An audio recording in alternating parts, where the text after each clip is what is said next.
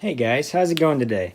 I'm going to bring you along the journey of how I learned how to work on an iPhone from complete assembly to assembly for less than $20. So, going over a few numbers here, I bought the iPhone for $3 with $5 shipping, so under $10, and also the tools that I'm using were from Walmart and they were only $7.77 for the whole thing. So overall, less than $20. And I also bought a screen for this phone because as you can see, this one's not in good condition, but that's not necessary. So as you can see right here, in best practice, it is to turn the phone off before you start. But as you can see here, it also was not working. And also I could not force it into DFU mode, and that is why it is still on. And that right there is a set of tools I'm using from Walmart.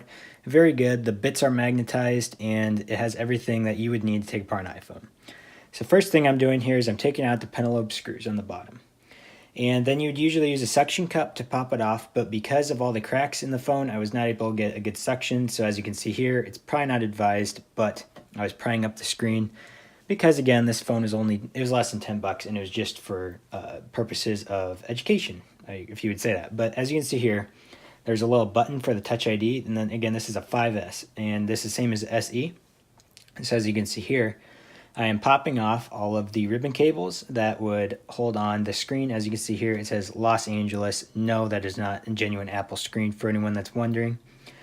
Next here, we are going to disconnect the battery, which I would usually advise to do first. And as you can see here also, there's the guard that goes over all of the ribbon cables for the screen. As you can see, I'm pointing at a little stud, if you'd call that, and that popped off of the board right where I'm pointing. That's usually what that screw would screw into, so I'm assuming that that is why it was not on there when I started, because this is just what I got from the seller. So as you can see here, this is what you'd usually do before you popped off the screen. You would pull off the battery, but I did not. And as you can see here, I am pulling off the camera. And next, I am taking all of the screws out of the dot connector, making sure to keep them in an organized fashion so that I can remember how to put them back together later, because there's a few screws in this phone. It's one of the easier iPhones to work on, I would say. With my limited experience, but it would just be safe to keep track of them because there's quite a few. And they do make little diagrams where you can put the screws in certain areas, but I did not do that.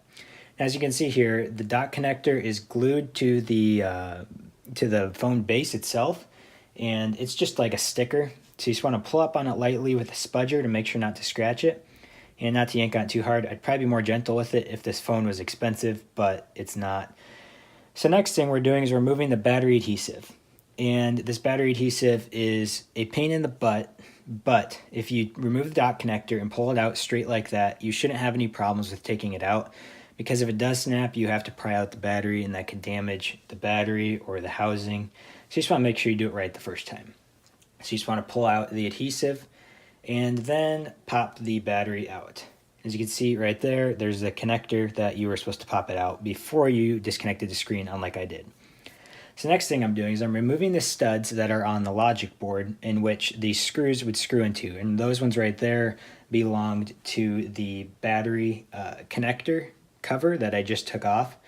And then these ones up here that I'm taking out had to do with the cover for the display connections that I did not have installed when I opened the phone, but did come in a baggie. So as you can see here, you're going to have to pry a little bit on stuff to get it moved around on the top. Just be gentle with it. Again, there's iFix guides for all of this, so just take your time and do it right. I did not follow any iFix guides on this because I thought I could do it just like that, and it ended up working for me, but just to be safe, I would suggest using an iFix guide. So once you get your logic board out, there's just a little connector on the bottom. You just want to use your tweezers and pop it right off. And you're good to go there. So next thing we're doing is we're removing the cover for the vibrator motor. And just again, make sure you remember the orientation of that and the screw locations, and you will be good there.